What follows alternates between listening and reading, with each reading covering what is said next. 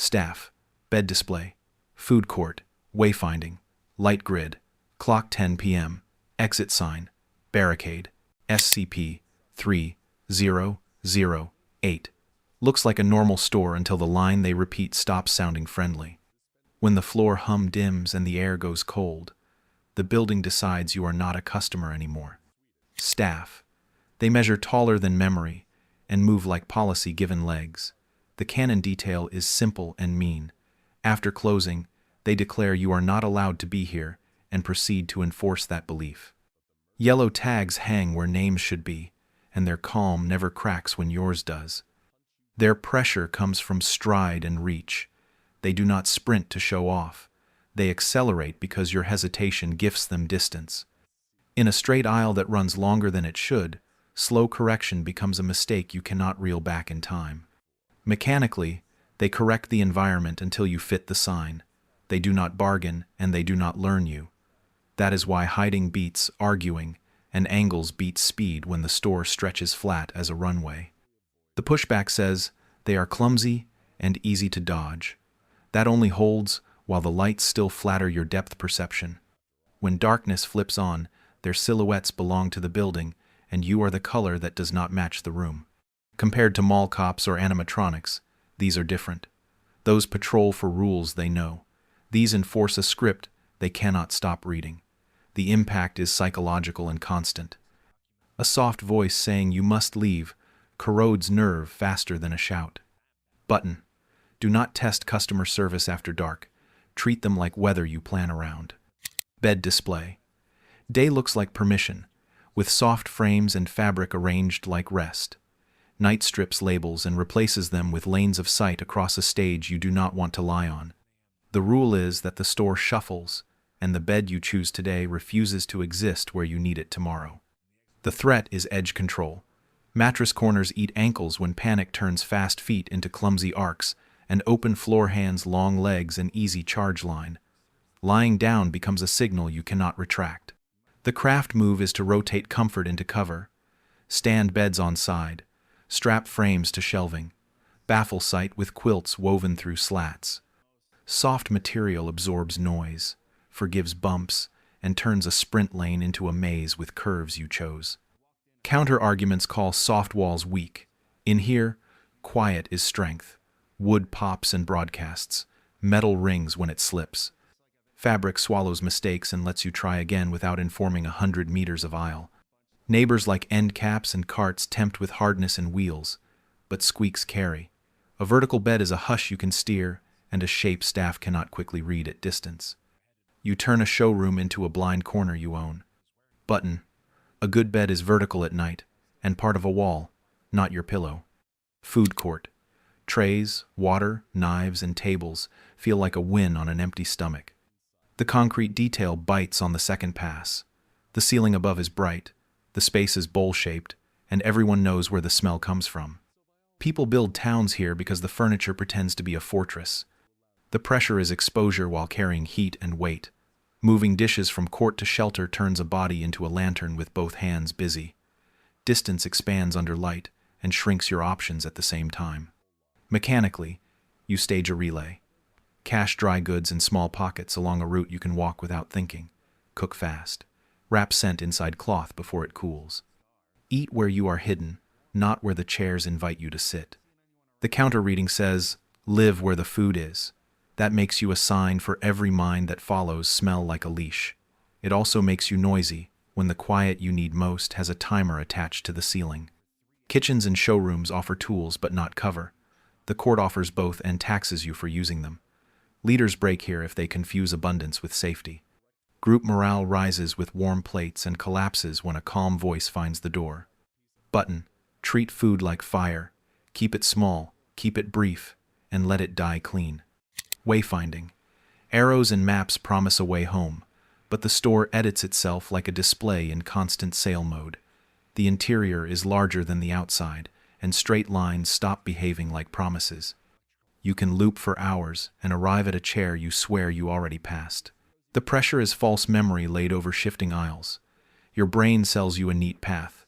The floor answers with another minute of similar lamps and similar labels that make you doubt your count. Craft beats faith here. Tie rope to steel posts, and scent the knot with a bar of soap so the word pine sticks in your mouth later. Chalk columns. Name lanes with words that feel like places you invented, not names printed by the store. Pushback suggests a compass or instinct can carry you. Instinct loops in here. A compass still says north when the aisle decides to become 3 aisles that smell the same. Your marks are the only anchors that care about you. The nearest neighbor is a hedge maze, but hedges rest while you sleep. The store does not. It rearranges while you dream. Your marks are a conversation with yourself that survives the night. Button. If it is not your mark, it is not your path. Light grid. White panels hum above you like nothing bad ever happens under fluorescence. The grid is a clock you can read by skin before your eyes catch up. Closing does not arrive like evening. It lands like a switch. The pressure is seconds.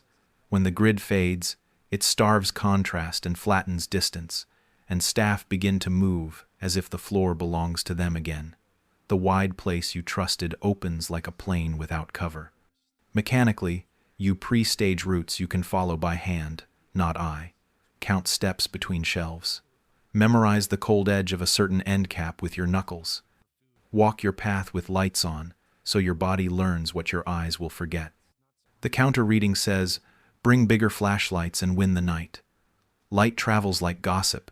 It calls what you do not want to meet and tells it where to go.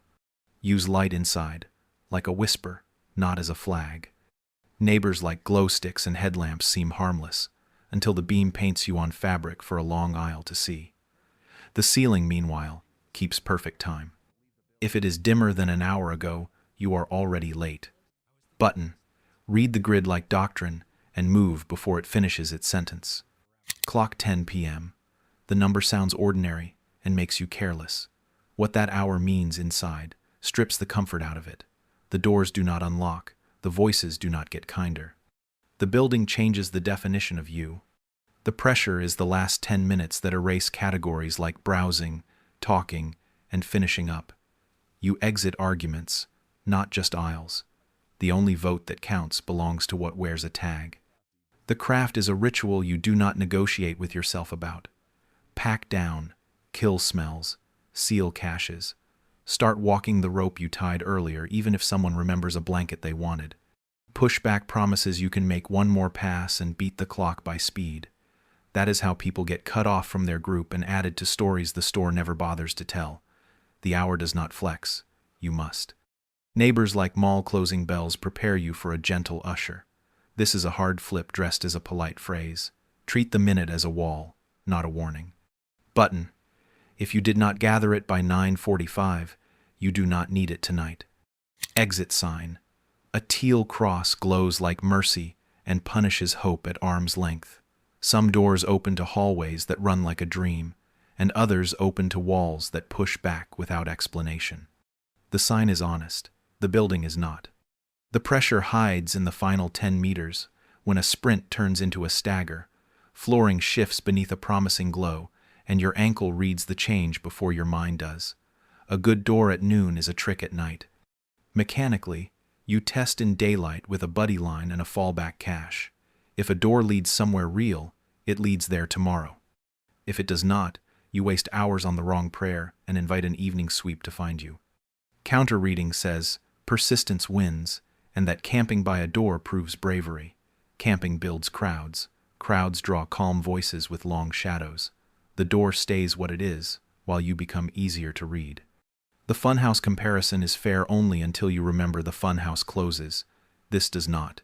It can look like mercy and act like gravity. You cannot afford to misunderstand that twice. Button. Hope is a tool, not a plan.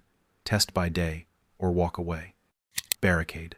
Pallets, shelves, and soft goods are the only fences that never run out. The store rearranges, but pallets remain pallets, and blankets remain blankets. You do not build a fortress. You write a sentence the aisle will accept as finished. The pressure is speed under silence. You stack high but not heavy.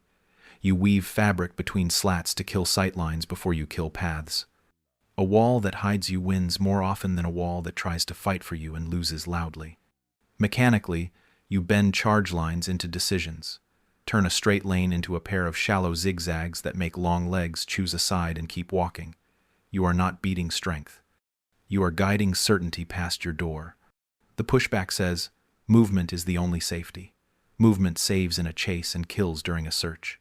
When calm voices sweep, stillness behind baffled edges buys you hours. Neighbors like steel cages and locked wheels feel secure until they squeal and confess. Fabric and wood forgive mistakes, flex when bumped, and look like store-to eyes that want to be done with this aisle. Button. Build once, build quiet, vanish behind your work. If staff only act after dark, why not push daylight until it begs? That is the curiosity pulling at you from the first paragraph. The grid and the clock answer together. When the ceiling dims, negotiation ends. You never want your first lesson in that truth to be an experiment. If comfort lives in the food court, why not live there?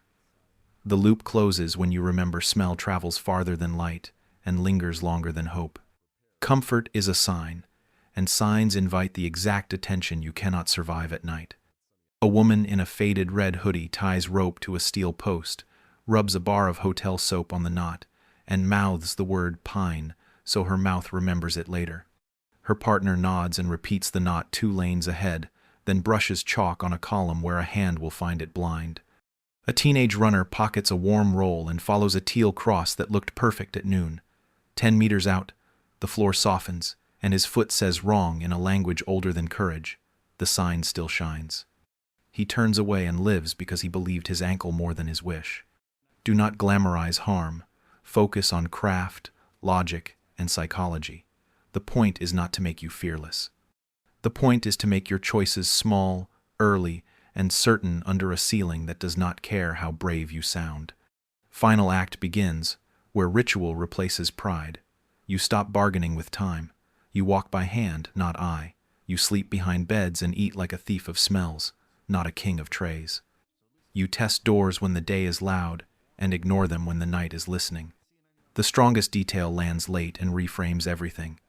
SCP-3008 is bigger inside than the world around it, so the store does not run out of night. People run out of nerve first. That is why discipline beats courage, and why checklists beat stories. Backrooms tales promise endless office halls you never loved. This is worse because you recognize every object and want to trust it. Familiar shapes betray with better lighting and nicer fonts. That is how people stay too long their first day and learn too much their first night. Your last curiosity payment arrives where pallets meet quilts. You wondered if quiet wood would hold when calm voices press down the aisle. It holds because it hides, because it turns straight into settled, because it gives policy nothing to push on except its own need to move forward. Carry the portable rules like a folded map you wrote yourself. Treat staff like weather you do not insult. Turn beds into walls. Eat small and finish fast. Mark your path with your marks only. Read the ceiling. Beat the clock. Test exits with witnesses. Build once, build silent. Disappear behind it. If you make it out, it will feel like bad customer service. A door opens without drama. The parking lot looks too small for the place you left, and no one believes how far you walked to see a sky this close. Do not turn around to make it make sense.